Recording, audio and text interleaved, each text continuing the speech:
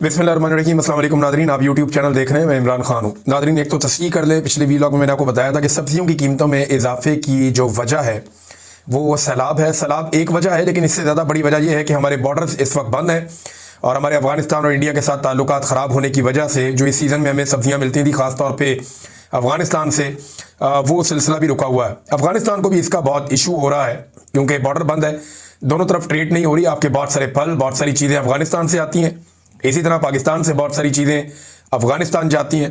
तो ये मार्केट के ऊपर इसका असर पड़ता है और वो हम होता हुआ देख रहे हैं। लिहाजा एक छोटी सी तस्हीर थी, वो मैंने आपके सामने रख दी। पहली खबर ये है कि इमरान खान साहब को जो ऑफर की गई है अभी, उसकी असल कहानी सामने आना शुरू हो गई है। देखिए, एक तो ये कि तारिक फजल चौधरी साहब अचानक ही आउट ऑफ द बॉक्स आए। उन्होंने आकर कहा नहीं जी, वो इमरान खान साहब की पार्टी लिख कर दे और वो ये कहें कि इमरान खान साहब बनी गाला जाना चाहते हैं तो हम उन्हें बनी गाला शिफ्ट कर देंगे। उसके बाद जब पूछा गया राणा सनाउल्लाह से तो उन्होंने कहा जी हमें कोई एतराज़ हुकूमत को नहीं होना चाहिए अगर पाकिस्तान तहरीक इंसाफ इस तरफ बढ़ती है तो। अब जो एस्टेब्लिशमेंट है उसके पास इस हवाले से कोई खबर नहीं है, कोई चीज़ नहीं है। तो मामला क्या है? मामला यह है कि इमरान खान साहब को ये ऑफर कोई संजीदगी से नहीं दी गई, लेकिन ये इस बात को इन्होंने कंफर्म कर दिया कि पहले भी ये ऑफर दी गई थी। और अब एस्टेब्लिशमेंट के साथ होने वाले मुज़ाकरात की एक कहानी शेर अफजल मरवत साहब ने भी सुनाई है। मैं ये सारी चीज़ें आपके सामने रखता हूँ, लेकिन अभी ये ऑफर क्यों है ये ज़रा समझ लें। मौजूदा हुकूमत को पूरी कोशिश करने के बावजूद इमरान खान साहब के बयानिए का कोई तोड़ मिला नहीं। ज़मीन आसमान एक कर लिया, सारा कुछ करके देख लिया, इंडिया के साथ जंग हो गई, अफगानिस्तान के साथ जंग हो गई, सब कुछ करके देख लिया। अल्टीमेटली हर चीज़ के बाद इमरान खान साहब की मकबूलियत पहले से ज़्यादा हो जाती है। तो इमरान खान साहब की मकबूलियत ज़्यादा इसलिए है, जो आम आदमी पाकिस्तान का बार बार कह रहा है कि वो हार नहीं मान रहा, वो शिकस्त तस्लीम नहीं कर रहा। इमरान खान डट कर खड़ा है, वो जेल काट रहा है लेकिन अपने लिए कुछ नहीं मांग रहा। वो कहता है मुल्क के लिए बात करनी है जिसने, वो आकर बात कर लो। अब यहां से इमरान खान साहब लीड ले जाता है नवाज शरीफ से और शहबाज शरीफ से और बाकी लोगों से, जरदारी से, बहुत सारे और सियासतदान। में किस किस का नाम लूं, शर्मिंदा नहीं करना चाहिए ये, क्योंकि बड़े बड़े नाम है इसलिए मैं ले लेता हूं हर दफा। ये अस्पतालों में चले जाते थे, बैरून मुल्क इलाज के लिए चले जाते थे, लेकिन इमरान खान साहब नहीं जा रहे। अब यहां मामला फंसा हुआ है। तो इन्हें कोई कागज चाहिए ऐसा जिसको ये लाकर दिखाएं, देखें जी इमरान खान तो कहता है मुझे बनी गाला जाने दो, ये देखें जी उसकी पार्टी उसके बगैर तो सांस नहीं लेती, उसकी मर्जी के बगैर। ये कैसे इमरान खान के लिए रिलीफ मांग रहे हैं? फिर दें या ना दें, इमरान खान को गंदा करने का एक मौका इनको मिलेगा। और देखें, इमरान खान को जब बनी गाला जाना होगा ना तो वो फिर हुकूमत से बात नहीं करेगा, वो इमरान खान को जो लोग ऑफर करते हैं वो उन्हीं से बात करेगा। और ये ऑफरें पहले हो चुकी हैं। शेर अफजल मरवत साहब ने एक कहानी सुनाई और इसके बारे में डॉक्टर शहबाज गिल साहब ने भी इसका एक जवाब दिया। पहले आप ये सुन लें कि शेर अफजल मरवत साहब की जो कहानी जो उन्होंने एक टीवी चैनल पे आसमा शराजी साहबा को सुनाई वो क्या है। वो कहते हैं जी 3 नवंबर को मुज़ाकरात का सिलसिला शुरू हुआ था। 4 रुकनी कमेटी थी, अली अमीन गंडापुर, बैरिस्टर गौहर, मोहसिन नकवी और राणा सनाउल्लाह। ये 2 पॉलिटिकल लोग इधर के थे, 2 पॉलिटिकल लोग उधर के थे। बाद में एक मौके पर मैं भी शामिल हो गया। अच्छा, खुद को भी बीच में रख लिया शेर अफजल मरवत साहब ने। तो हुकूमत, एस्टेब्लिशमेंट और पीटीआई के दरमियान कुछ चीज़ें तय हो गई जिसमें इमरान खान की रिहाई भी शामिल थी। वजीर दाखिला ने अपना जहाज बैरिस्टर गौहर और बैरिस्टर सैफ को दिया और वो अटक गए ताकि मामला आगे बताए जा सके। 25 नवंबर को बैरिस्टर गौहर को जेल भेजा गया जहां इमरान खान ने वीडियो रिकॉर्ड करवाना थी। वीडियो में इमरान खान ने यह कहना था कि वर्कर मेरी रिहाई होने तक संजानी पर ठहर जाएं, सब सेटल था। यहां तक कि इमरान खान से डिस्कशन हुई कि वीडियो जेल की सुलाखों के बाहर से बनाई जाए या फिर उनके अंदर से, जेल के अंदर से बनाई जाए। ये कह रहे हैं शेर अफजल मरवत।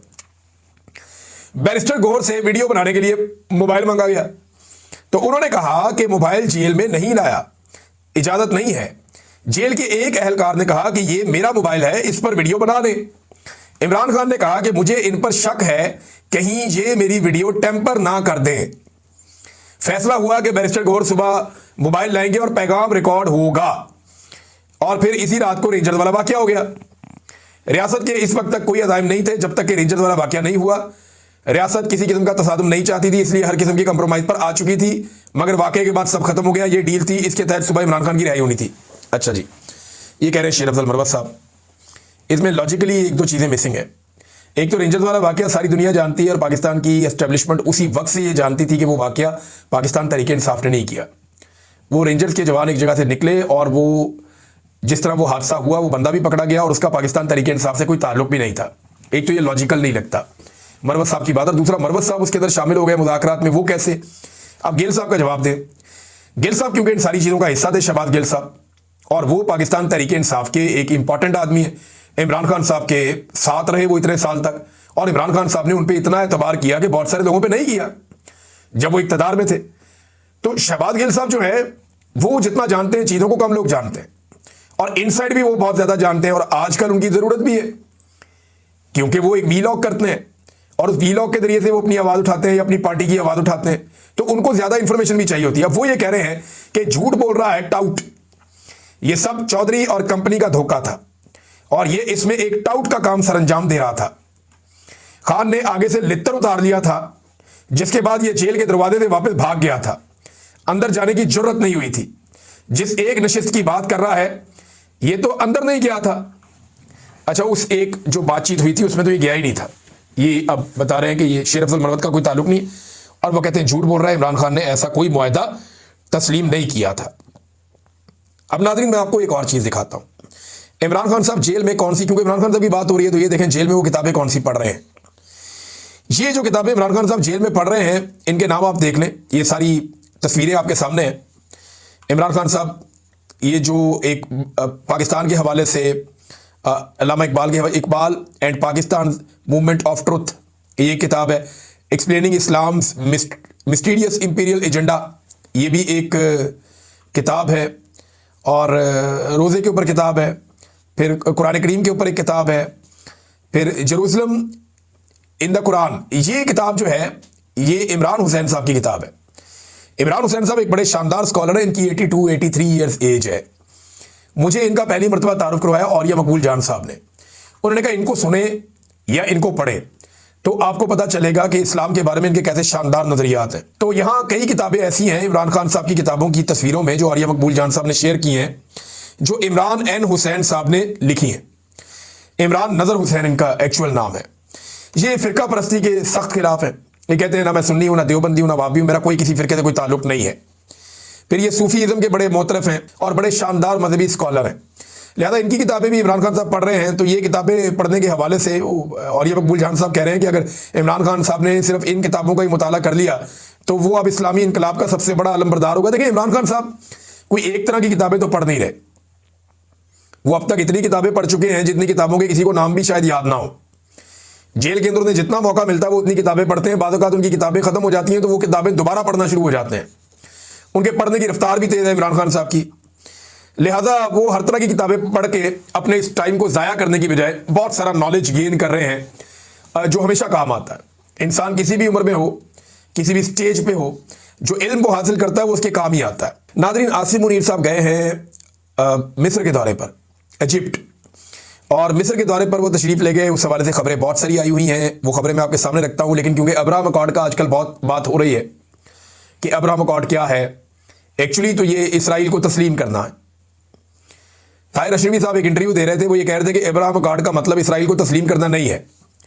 हालांकि इससे पहले यूएई ने और बहरीन ने जब दस्तखत किए इसी अकॉर्ड पे तो उन्होंने इसराइल को तस्लीम कर दिया इसी के तहत।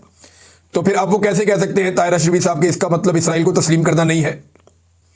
दूसरा, ताहिर अशरफी साहब कहते हैं कि इसके अंदर कोई तरमीम होनी चाहिए, उसके बाद इसको अगर दस्तखत कर दिए जाए तो वो कोई बुराई नहीं है।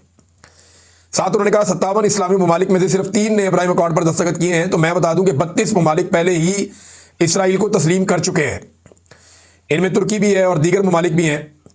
फिर उन्होंने कहा जी कि यह हमारी कामयाबी है कि 169 ममालिक ने फ़लस्तीनी रियासत को तस्लीम कर लिया है। ये वो अपनी कामयाबी करार दे रहे थे। देखें, ये किसी मुसलमान मुल्कों ने जोर नहीं लगाया, ये आलमी सतह पर हमने कोई आवाज़ नहीं उठाई जितनी आवाज़ मगरबी ममालिक ने उठाई है। ये मगरबी ममालिक के अंदर जो मिस्र में ना डिक्टेटर्स रहे लंबे अरसे तक, वहाँ का जो तख्ता था वो उलट दिया गया हुकूमत का, और फिर एक डिक्टेटर आया, उसके बाद जमाल अब्दुल नासिर गालिबन वो दूसरा डिक्टेटर आया, फिर तीसरा डिक्टेटर जो है वो ये अनवर सादात आया। लेकिन इस शख्स ने 17 सितंबर 1978 को इसराइल को तस्लीम करने के हवाले से जो कैंप डेविड का मुआहदा था उसके ऊपर दस्तखत किए थे। और जब इस शख्स ने दस्तखत किए थे ना, उस वक्त इसने कहा था कि आज मैंने अपनी मौत के परवाने पर दस्तखत कर दिए हैं। तो चंद चीज़ें आप याद रखिएगा।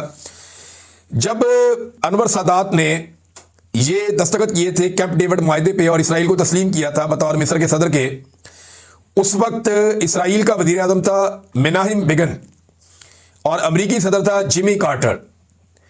तो इसराइली वज़ीर आज़म का और अनवर सादात का और जिमी कार्टर का इसमें बड़ा इंपॉर्टेंट रोल था। बाद में इस शख्स को कत्ल कर दिया गया और वजह भी यही बनी कि बहुत ज़्यादा रद्द-ए-अमल आ गया उनके मुल्क के अंदर।